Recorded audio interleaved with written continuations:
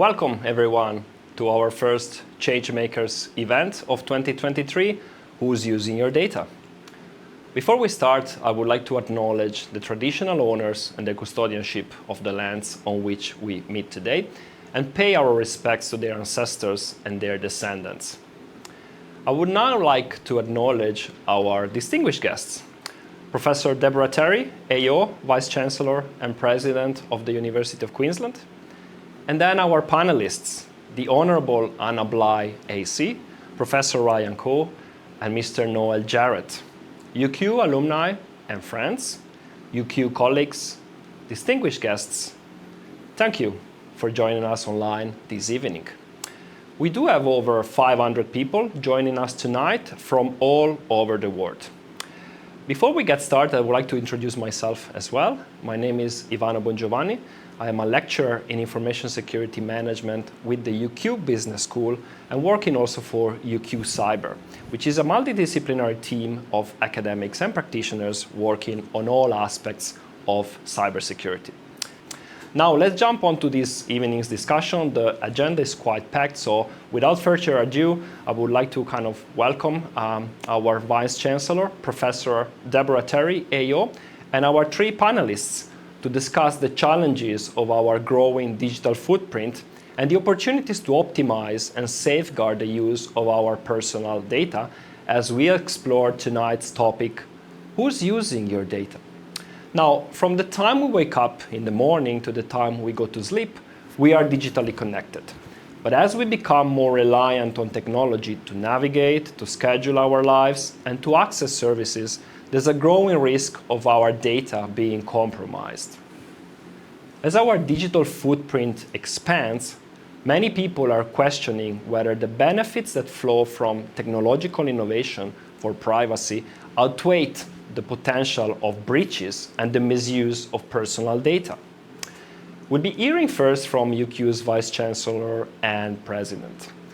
Debbie is a highly experienced leader in the Australian university sector, as well as an internationally recognized scholar in psychology.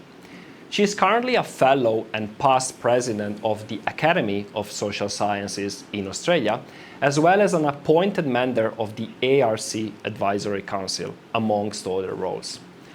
Debbie began her distinguished career at UQ in 1990 and rejoined us in August 2020, after spending 6 years as VC of Curtin University in Western Australia. Now I'm going to move on to introducing our panelists. The Honourable Anna Bligh, AC, is a UQ alum, respected Australian leader and former Premier of Queensland. Since 2017, she has led the Australian Banking Association through a period of critical reform, delivering on the recommendations of the Royal Commission.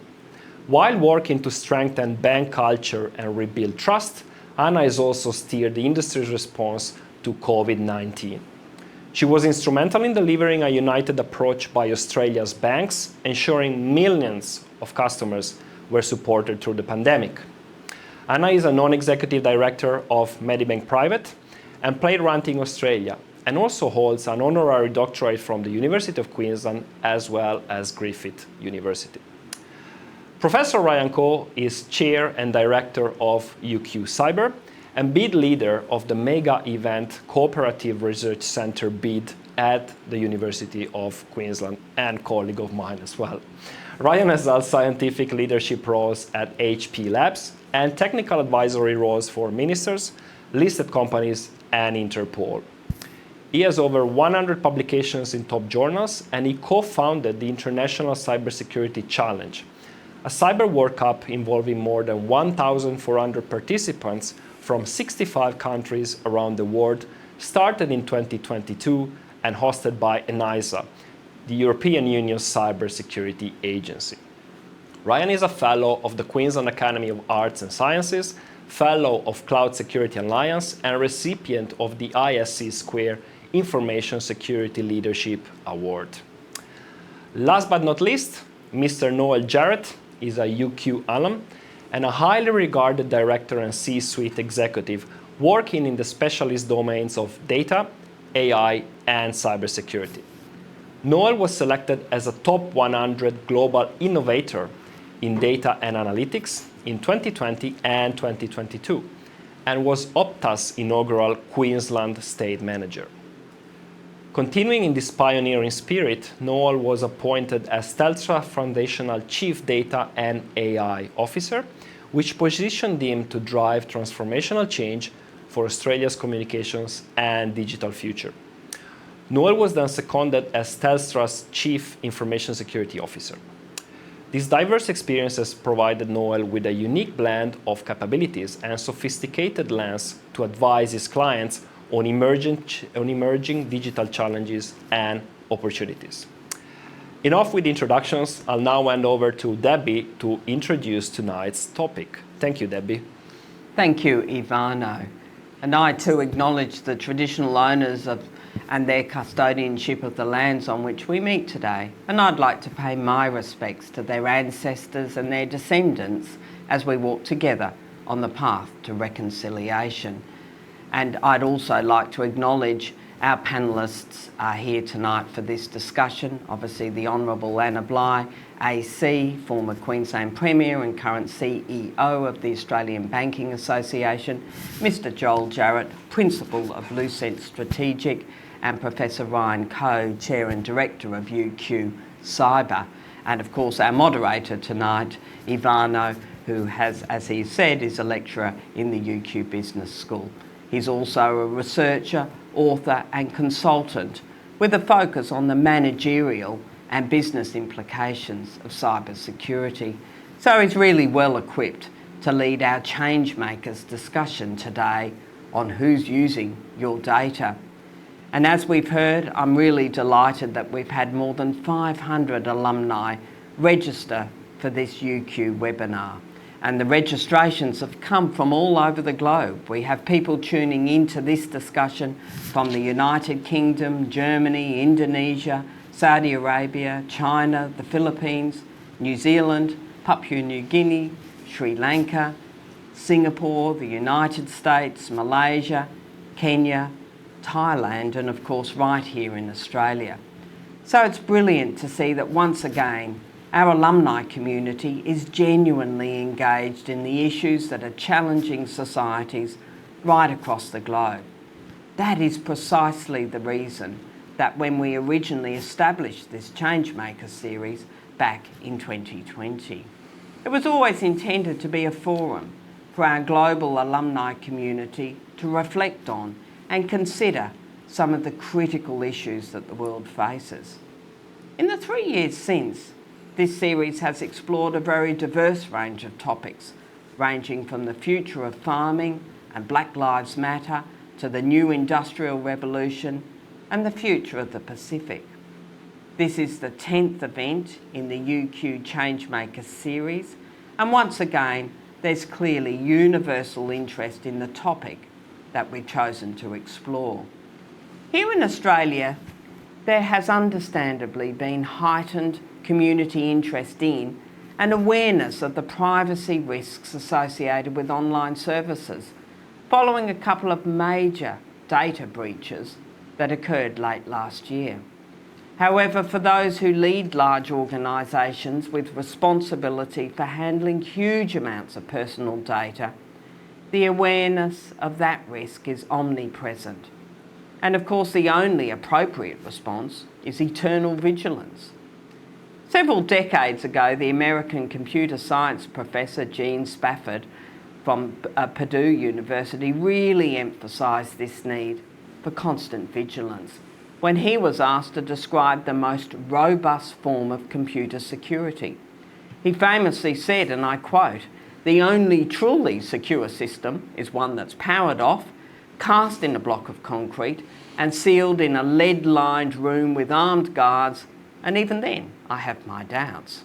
Now, while I'm sure Professor Stafford was exaggerating for effect, I agree wholeheartedly with his point about the inherent risks associated with the digital storage and management of private data. However, given that we're living in a period in which data has become the new oil of the economy, the effective management of those risks is now something that we simply must do to participate in the modern economy. At UQ, I'm proud to say that we're very actively involved in both creating and sharing knowledge in the field of cybersecurity. For a start, UQ Home is home to AusCert, Australia's pioneering cyber emergency response team, which provides a 24/7 service to help its members prevent, detect, respond and mitigate cyber-based attacks. We also offer a range of education programs, including a Bachelor of Computer Science, majoring in cybersecurity, as well as several postgraduate and executive education programs in cybersecurity.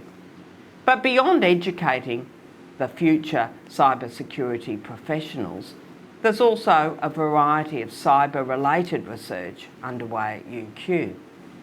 The UQ Cyber Team, for instance, is renowned for their truly interdisciplinary approach to investigating the complex challenges of cybersecurity. As a result, UQ academics have published original research on cyber and data privacy in the top journals across a range of fields, from computer science and software engineering to quantum physics, social sciences, criminology, psychology, law, economics and even political science. The fact that aspects of cybersecurity are being studied across such a broad spectrum of disciplines really speaks to the pervasive and profound impacts of data management in our modern society. I'm sure our expert panel will do a great job of exploring and explaining those issues through this ChangeMakers session. So I'll hand back to Ivano now to get that discussion underway. Thank you very much, Debbie, for this brilliant introduction to our very important and relevant topic tonight. I would like now to involve our panelists in our conversation by starting to ask some questions. And maybe I would like to start with the first one with Noel. So let's just really start from the foundations and the basics and talk through the anatomy of a data breach. So Noel, for those who might not know, can you break down how a data breach is defined and some of the worst case scenario outcomes? Indeed, Ivano. When I think about the anatomy of a data breach, I like to use a metaphor that I think we can all associate with. And so the security of data, compare that to the security of our home. And like our home, there's three ways that thieves break into our house or steal our assets. They break in somewhere, then they'll rifle through the house to find the assets, the items of true value, cash or jewellery, and then they'll find a way of taking it and monetising that particular asset. And it's the same in the case of a data breach. Only in this case, the parallels are slightly different. So typically there's three ways that a cyber criminal will break into your network, break into your data repository. They may steal your keys in the form of a password and a login. They may use a brute force approach and basically guess your password, or they may take an opportunistic approach and find an open door or an open window. So in the case of a cyber breach, they may steal your credentials, they may use brute force to force their way into your network and devices, or they may find a back door that for some reason or other you've inadvertently left open. Once they find their way into your device, then they start rifling around in the same way that a criminal will, or a thief in your house. Because inevitably when they open the front door, there's nothing of value there. There might be an umbrella or a pair of runners. So they've got to find where the assets are. In a network, they'll go from system to system until they find the data of most value. It may be customer records, it may be financial data. Once they find the asset, then it's their decision as to what they do with it. Do they take that asset en masse, and the term used is exfiltrate? Do they exfiltrate all your assets in one particular go? Or do they sit there and just watch for a while and take it piece by piece? Because obviously if you take it en masse, it's very obvious to those who are monitoring your networks what they're doing, as opposed to if they take a piece-by-piece approach. And then their final decision is how they monetise the asset that they've stolen. Do they put a ransom in place so you've got to pay to get your own data back? Or do they sell it to the highest bidder on the black market? So hopefully that example, that metaphor, explains to everybody how data breaches typically work. There's three components. They break in, they rummage around, and then they steal the asset of most value. Thank you very much for that, Noel. I really like the analogy between the physical world and the cyber world, and I do believe it kind of illustrates very well how really a data breach unfolds. Now, I wanted to kind of focus a little bit more on the individual side of things and the privacy impacts of a data breach. So I would like to ask my second question to Anna. In particular, the question is, what legislation do we have to protect ourselves from businesses like, for example, third-party apps or software platforms that are literally popping up everywhere, collecting, using, and potentially even selling our personal data? It's a bit of an age-old question. Should we pay more attention to the terms and conditions? It is an age-old question, Ivano, and I think it's probably fair to say that probably at the very moment when we need to be paying more attention to them, I think more and more of us are paying less attention. I think, very, very common experience for everybody. You have to say that you've read and understood the terms and conditions in order to access an app, a piece of data, a website, and we routinely just tick the box in order to get to the next place where we want to go.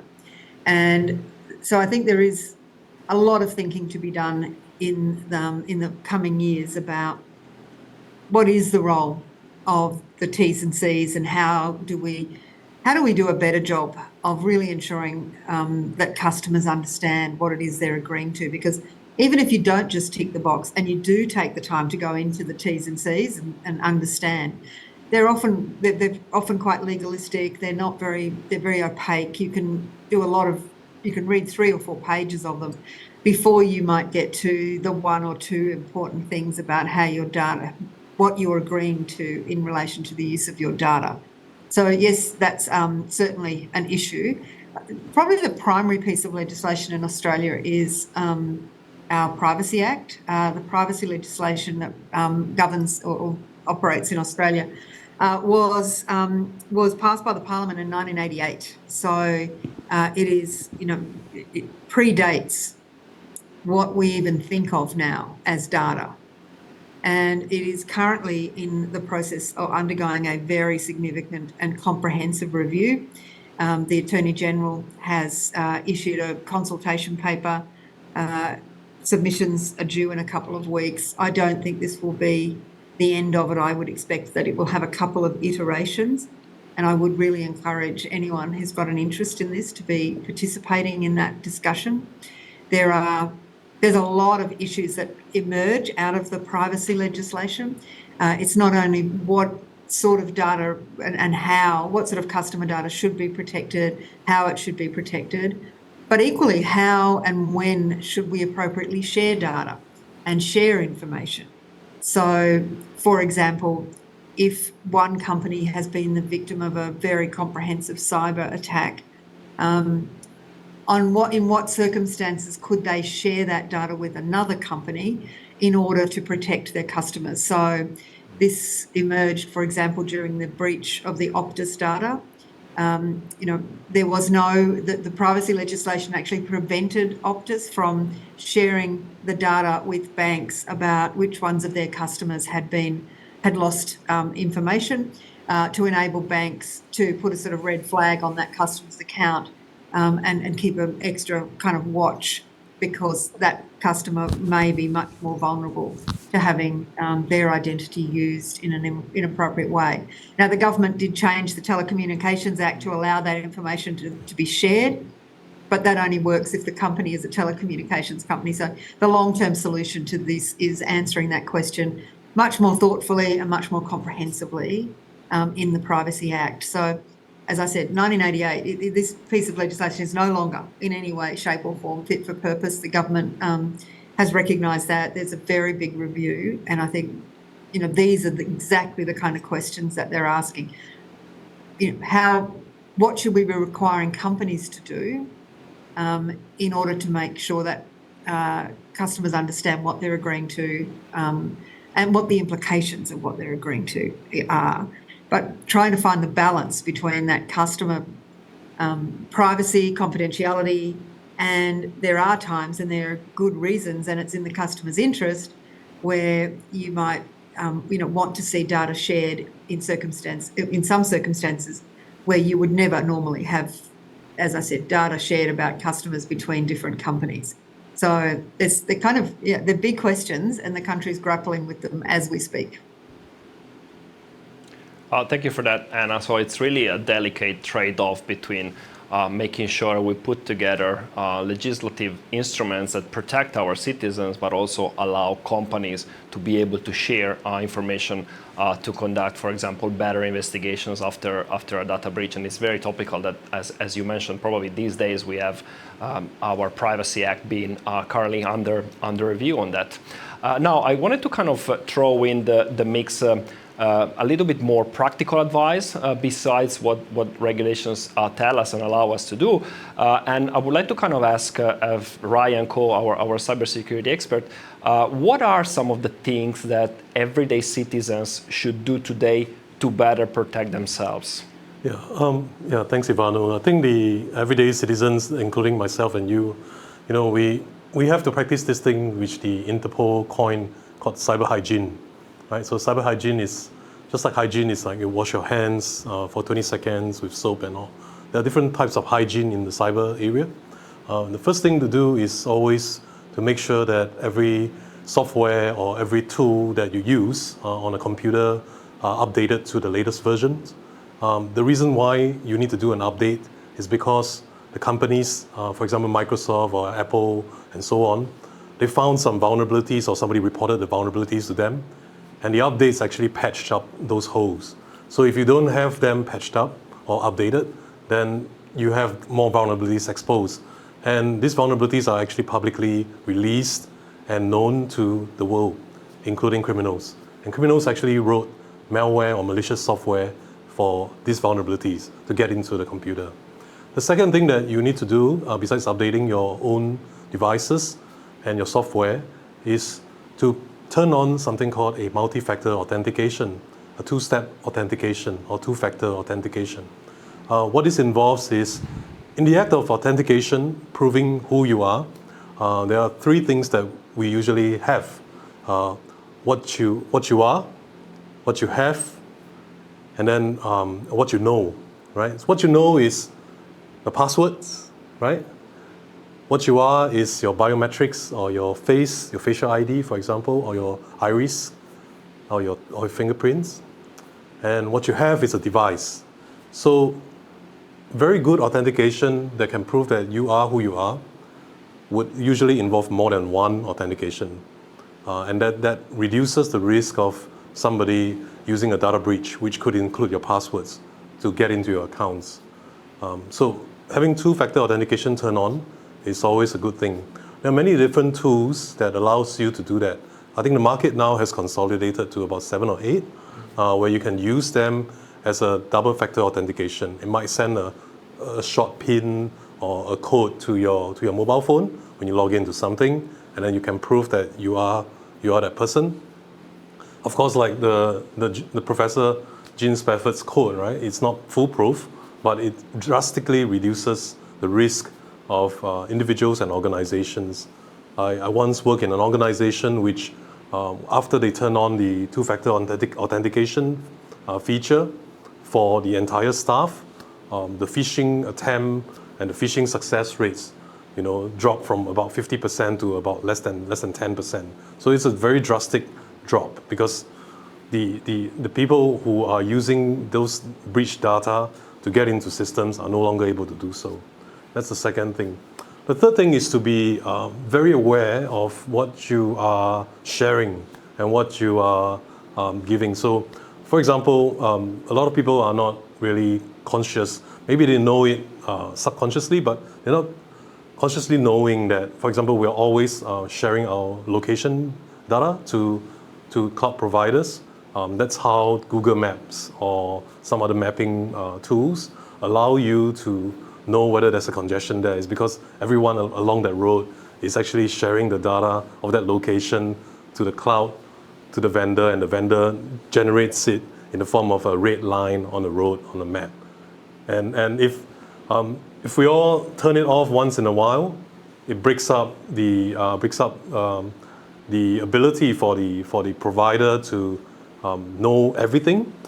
It sometimes helps you to maintain some of your privacy. The other thing about sharing data is you have to also monitor how your photographs are accessed and also who owns the photographs. So most of the social media platforms, for example, Anna talked about the terms and conditions. So when we sign up for the terms and conditions, most of the time we are actually releasing the copyright of our own photographs to the social media platforms. And we have signed it off. So they can actually use the photographs in any way that they want and under the contract. The risk of that is, of course, the misuse of the data. But at the same time, most of the platforms that we use, when they're linked up to the social media platforms, every time we take a picture on our mobile phones or our devices like an iPad or so on, immediately it goes up into the cloud, and you can expect at least 4 or 5 different copies existing around the world in the servers. So this kind of awareness hopefully will increase your need and your awareness to do cyber hygiene. The last one that I want to remind everyone is basically don't click on any link. Yeah, it's a very simple thing. We get it all the time. I get it as well. My family gets it. We get some random text message or an email, and the people who crafted those emails or text messages are always looking for what the cyber criminals would call suckers. They'll say that in 10,000 people, there will always be at least one sucker, and that sucker will be the person that they will compromise their device on. So never ever click on it. Those organizations will never require you to click on a link. If you see something that requires you to pay attention to, call the organization and verify the authenticity of that phishing text or potentially phishing text or email. So those are some of my tips about cyber hygiene. Thank you very much for that, Ryan. So it's really a mix of using the controls that do exist, that are in place, patching your systems, patching your apps and software, and also developing your own awareness about the different risks that are around there. Just wanted to remind the audience, for whatever question or comment you might have, use the speech bubble that is on your video, and please drop in your comment or question. Now, for a moment, I wanted to kind of also throw in the mix businesses and organizations, and I wanted to ask a question on this topic to Anna. So Anna, we know that Australia's digital transformation offers considerable convenience, but obviously there are new risks emerging as we've discussed so far. So what can organizations and businesses do to maximize the benefits of the digital transformation for customers, while also ensuring that there are adequate safeguards in place? Thank you. I think this is one of the top 3 issues for probably every CEO of any major company in Australia. There has been a dramatic escalation in the incidence of scams and cyber attacks. It certainly has escalated dramatically since the conflict in the Ukraine. And, I think everybody's very, very mindful of just how vulnerable or how potentially vulnerable their company might be. And there's a lot of work, I think, in every company looking at this. But I might just talk a little bit from the banking point of view, because it's a great example of we're experiencing one of the most dramatic and fast-paced transformations in how people buy and sell goods, how they store their money, where they bank, how they bank, what time of day they bank. That we've ever seen. We're also seeing an acceleration in people using money virtually, not using cash. So cash is in significant decline as a way of paying for goods. Even the idea of what is money is changing. So we've, the emergence of cryptocurrency, we've got the Reserve Bank of Australia along with a number of other central banks around the world looking at a central bank digital currency. So even the idea of what we think of as money is not only really dramatically changing, but it's changing into something that is, digital and virtual. So on the one hand, customers overwhelmingly love this. Customers love being able to sit in their pajamas at home on a Saturday night, pay their bills, send money to, one of their kids for their birthday or whatever. And customers want it to be fast. They want it to be frictionless. They want it to be as close to real time as possible. They want it convenient. And increasingly, this is the space. This is the landscape in which competition is happening. So yes, banks are still competing on price, the interest rate on the mortgage or the interest rate on the savings deposit. But just as importantly is if my app, if as a bank my app is not keeping up with the functionality of other banks, I will lose customers. So there's an enormous there's a lot of expectation from customers, as I said, about convenience, frictionless, seamless, and it's sometimes the best protections, add friction, they add time, they add steps. And so there's this constant trade-off between meeting customer expectations at the same time as keeping customers safe.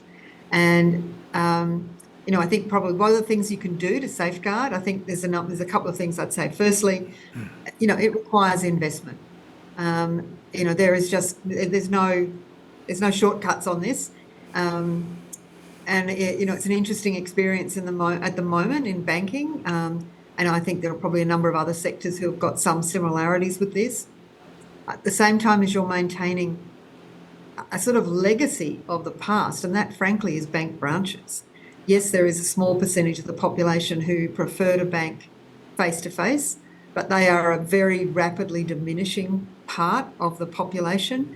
And there's, banks are on the one hand hanging on servicing, that old way of doing things at the same time as investing in the safety and the convenience and the functionality of all of the sort of future options. So these trends have been happening for the last decade, but they were absolutely turbocharged during COVID. So interestingly, in about 2009, up until about 2009, 2000 to 2009, banks were spending about the same amount of money on IT, which is, a very big, IT covers a whole lot of things, but certainly that's where your cyber protection budgets, etc. is. And they were spending about the same amount of money on that. Literally, the line followed each other. And what they call occupancy, which is not only bank branches, but head offices and other physical bricks and mortar. In about 2010, that line starts to separate.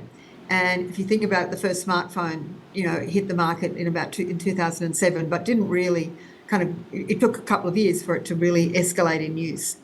And from 2010 till now, those lines have, they've become sort of jaws. And banks are now spending 8 times more on their IT than they're spending on bricks and mortar. So it's a very significant shift in budget. And then, so I think, real money has to be spent on this. There's no, as I said, there's no kind of way around that by every company.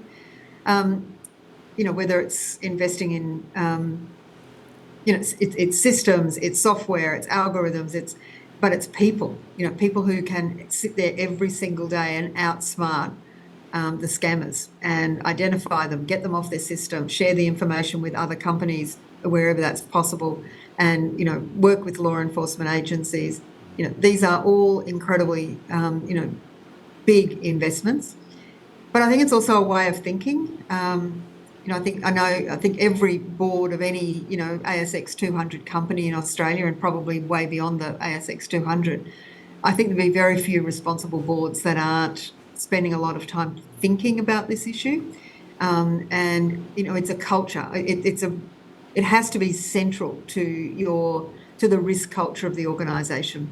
It has to be something to which there is a constant attention being paid. But I think also as the public, we need to understand, and it goes back to something that Deborah said right at the beginning. Once upon a time, you kept your money at the bank. It was physical money. It was kept in a physical vault, and people with sawn-off shotguns came through the front door and they stole it. And they might have even, harmed or killed people in the process, to get to the vault. And, now that's not what's happening. Now, there's still people who want to steal money, and there always will be, and they will always find a way in through a system. And as the public, we've got to be understanding that that's actually the new reality. And so I think there's a lot of education of customers as well. Some of the things that Ryan just spoke about, they're so simple ways of protecting ourselves, but there is a very low level of understanding, I think, and then we've got a lot of educating to do. It's almost like a kind of slip, slop, slap campaign that really entrenches in the minds of Australians and the public in other parts of the world. If you want all the convenience and you love all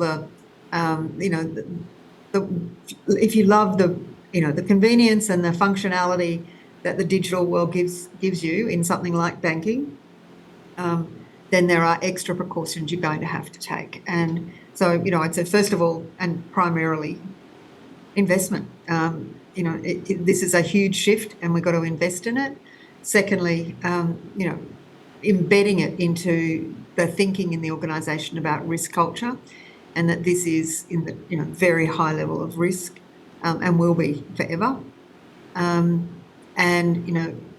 what is your responsibility as a company to make sure your customers are educated to the extent that they can be about the things you will and won't do, so that they know it's not my bank, or it's not my telephone company, because they wouldn't do this. So this must be a scammer.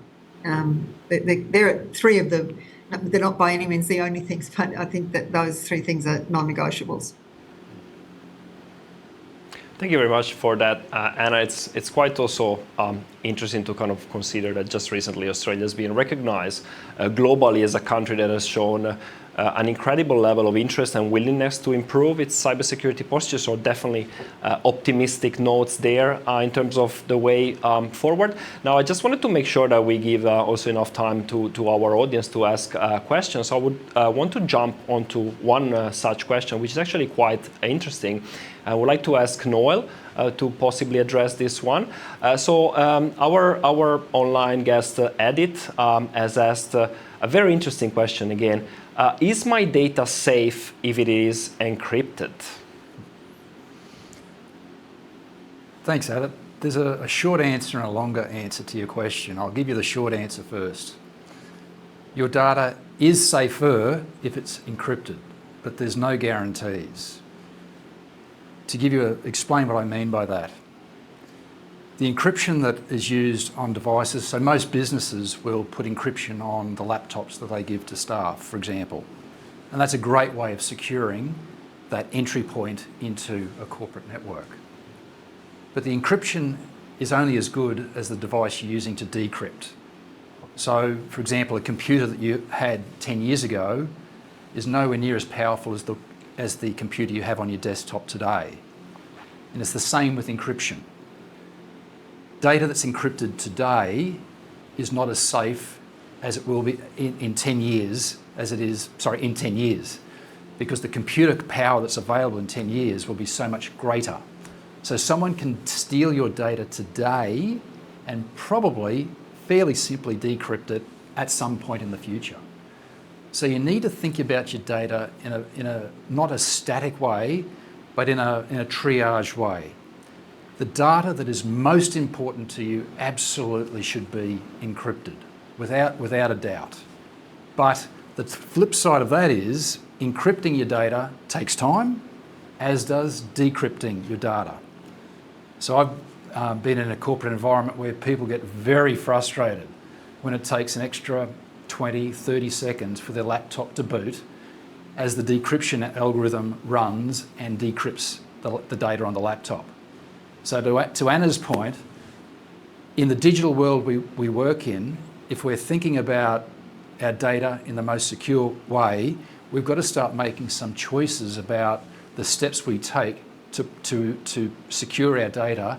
And absolutely, encryption is one of the things you should seriously consider for your most valuable data. You may not use it on all cases, but certainly for example, financial data, you really should encrypt that as a matter of course.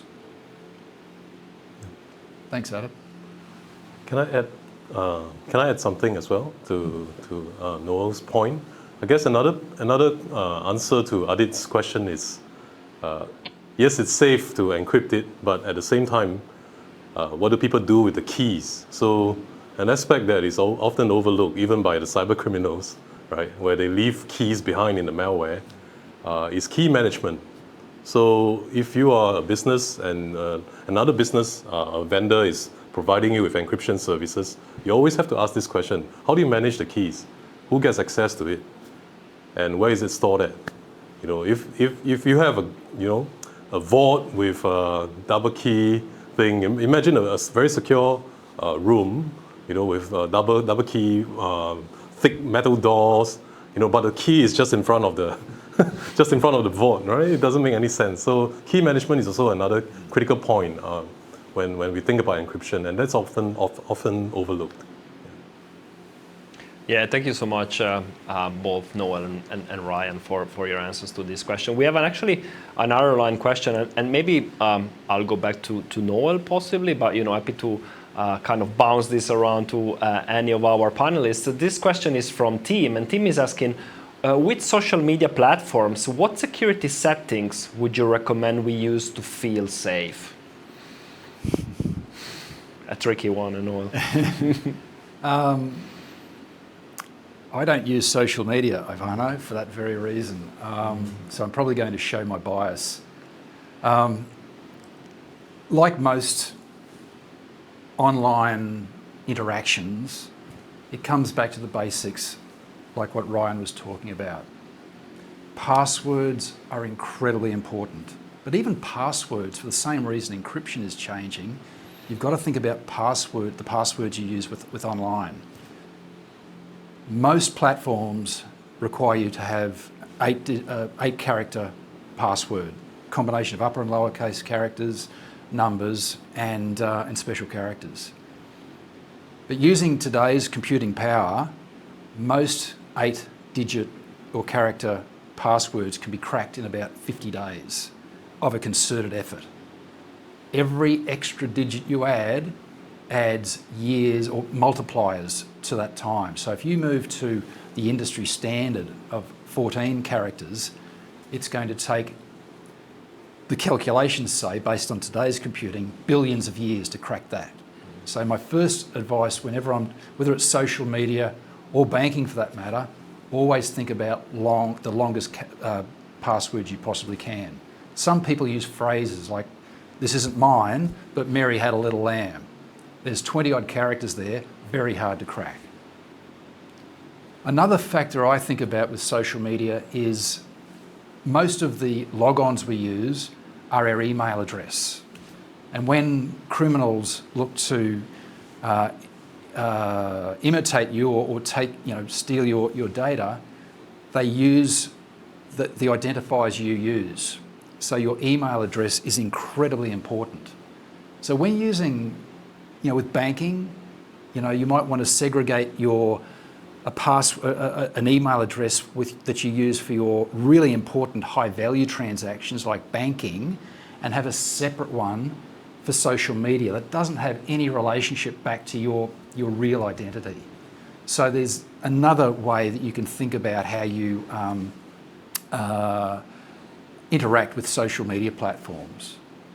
And the other point I always think about with social media and interacting digitally, generally speaking, is the more data you put onto the internet, onto the social media platform, onto loyalty programs, all sorts of ways of interacting with in the digital age, the more data you put out there, the easier it is for criminal elements to correlate that data and build up a profile on you, and it gets easier and easier for them to create fraud. So imitate you, guess your password more easily, imitate you in those questions the 10 questions that you sometimes put in. What's your favourite? Where were you born? What's your mother's maiden name?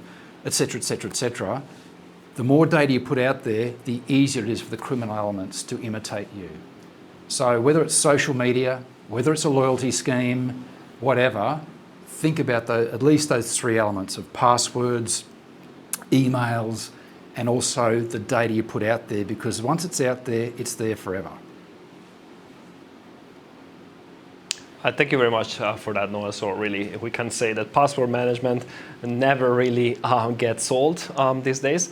Now, I wanted to kind of go through another question, and maybe I might ask Ryan or Anna to answer this one. When using cloud storage for photos taken on a mobile device, a mobile phone, for example, is there anything that can be done to reduce the risk of multiple copies of the photos being made and overall photo security? And this was a question from Tanya. So the short answer from me is no. I guess when you're posting it online, because of redundancy reasons, they want to always have multiple copies available so that they can restore it in case one server dies or the data gets lost. So there's no way you can reduce, and there's no setting that you can reduce. It's my wish that in the next maybe decade or so, cloud services can become more granular, looking into different types of, just as Anna was speaking about bank and user preferences. I wish that there will be more granular user preferences being implemented in these cloud services, so that we can say, okay, these photographs are at, maybe I put it as maybe 1 out of 5 stars in terms of sensitivity, and 5 stars out of 5 stars is hypersensitive, and you shouldn't make more than 3 copies. We don't have such a feature right now, and the only thing is very binary. It's either you do it or you don't. So that's the short answer for you. Thanks for that, Ryan. I actually do have another very interesting question that comes from the audience from Anne, and I would like to ask Anna possibly to answer this question. As data expands and AI becomes more widely used, how should organizations manage the ethical challenges that arise? Because we spoke a lot about privacy, we spoke a lot about security, but ethics is something that we really haven't covered just yet. So Anna, if you could elaborate on this question. Thanks, Ivano. I think it's a really good question. And, I was almost about to jump into the last question and say, I think understandably, we focus in sessions like this on how do we prevent misuse of data, and how do we make sure that we're protected as citizens and customers from people either, stealing our money, our identity. How do we make sure that people aren't commercially exploiting our data for their own purposes, etc. And I think all of that's obviously incredibly important.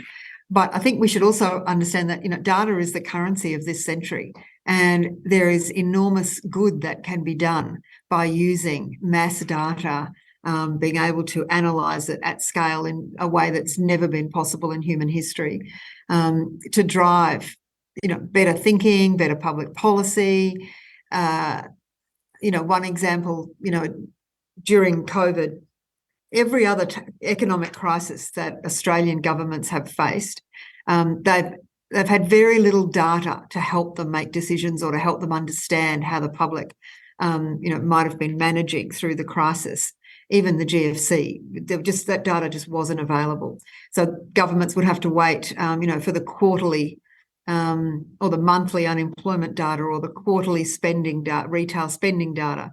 So they were always looking at lag indicators to understand how to manage the crisis.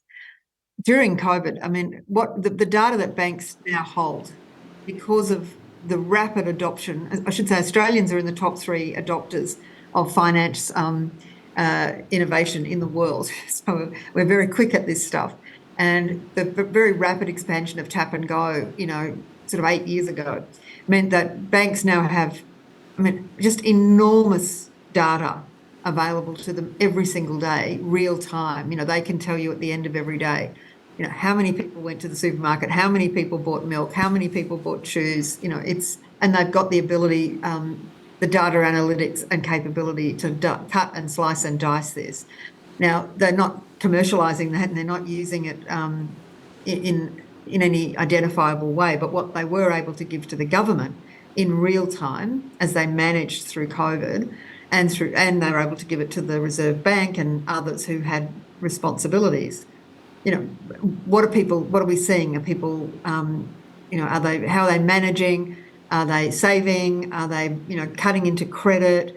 All of that just, I think, really led to a much better, well thought out kind of public response, particularly to, some of the financial decisions that were made. So there's lots of good reasons to use data, and particularly in, as I said, aggregated, anonymised ways. So I think that question about how to use it wisely, how to use it well, and how to use it ethically is absolutely critical to our ability to maximise the opportunities that all of this technology provides to us as a community, without compromising people's privacy and confidentiality.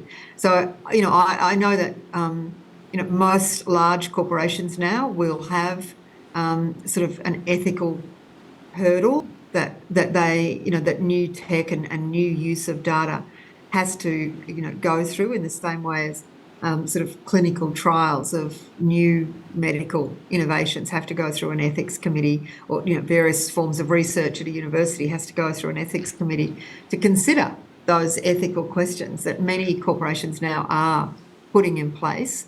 Quite a formalised process to think about that.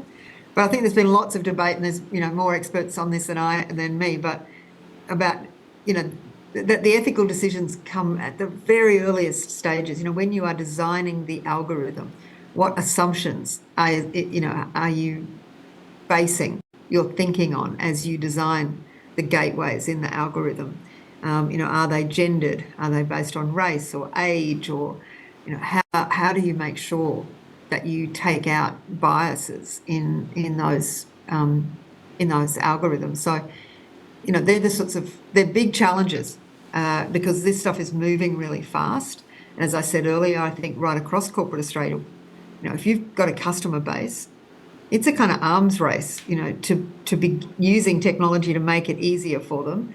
And the challenge of, not racing so fast to the easy solution that we lose sight of how those easy solutions might, in fact, leave customers unsafe, leave them disadvantaged, or leave them open to exploitation or commercialisation of things that they haven't authorised.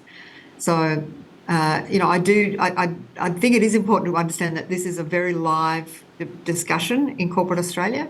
I don't think there's any, senior executive or board member that isn't thinking about the ethics of some of what they're doing. That doesn't mean they always get it right. There's often not straight answers. And I think it's probably likely that with the best will in the world, there's going to have to be a bit of trial and error on, things that we thought would work well, and turns out that they were more vulnerable to scammers than anyone could have predicted, or, information that something that people just missed in the deliberations on the, marketing of a new product. But I'm actually quite optimistic about our ability as a country. I mean, I'm not saying everything's going to be perfect, because it won't be, but I think as a country we expect this of both our governments and our private corporations, and it would be and I think corporate Australia understands that there is a very high level of expectation of them on this front, and if they got the ethics wrong, there would be a huge reputational price to pay, and it would be very swift and could be quite catastrophic.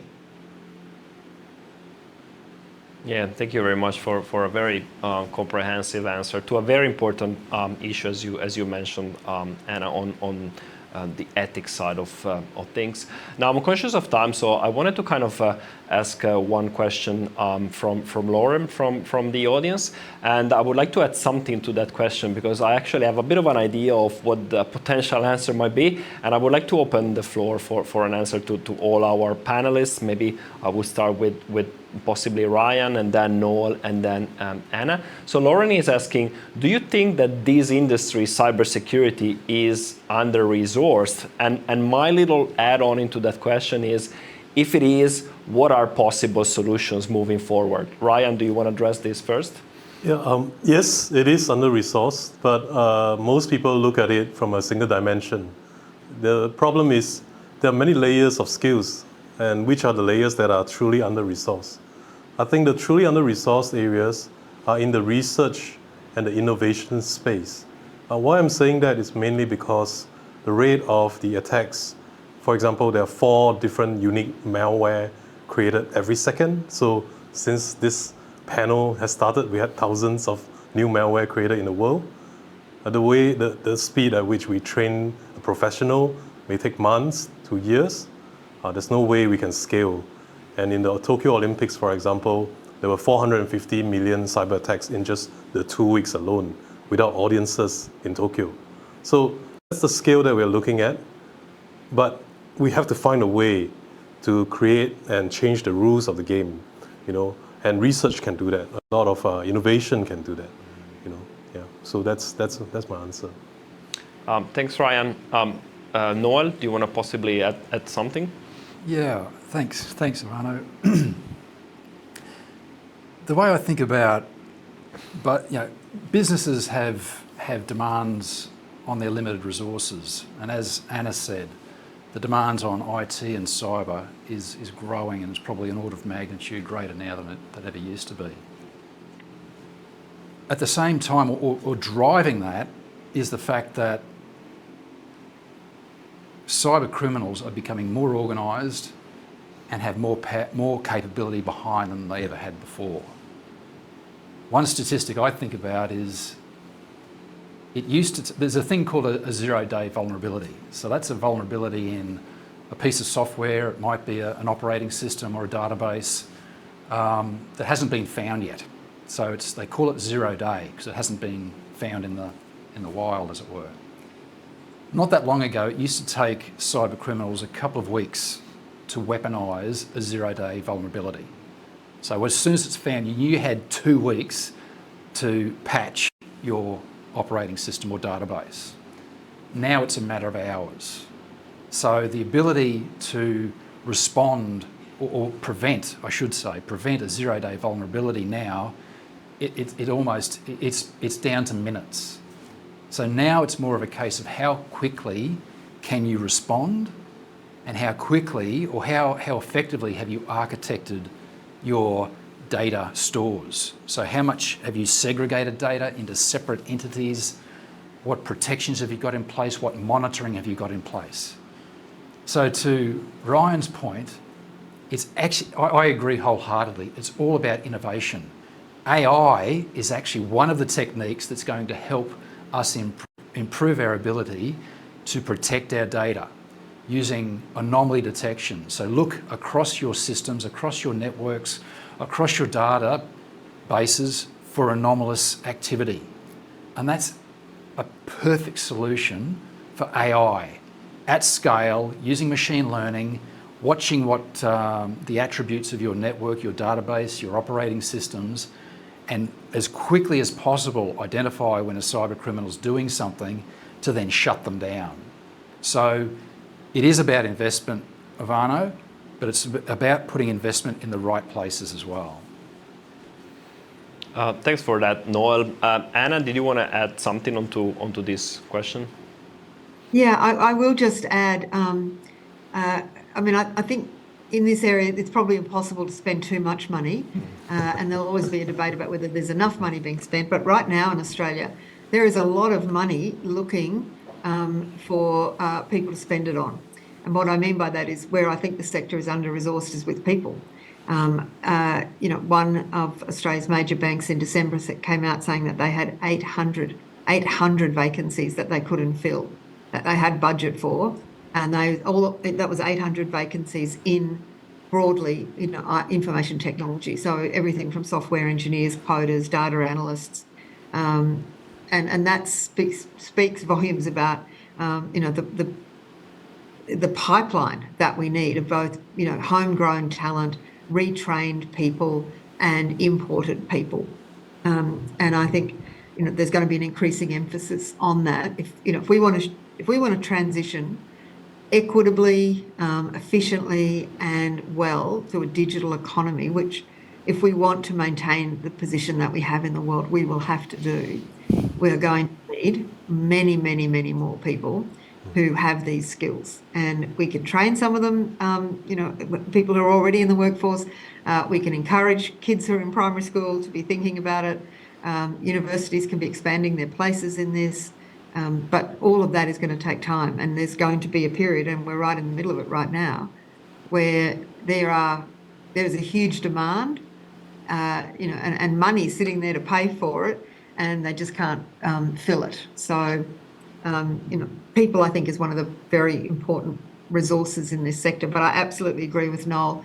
There is also a massive opportunity for AI to come in and pretty quickly fill in a lot of what you might call sort of less sophisticated roles, and things that need to be done at mass, or are best done at massive scale.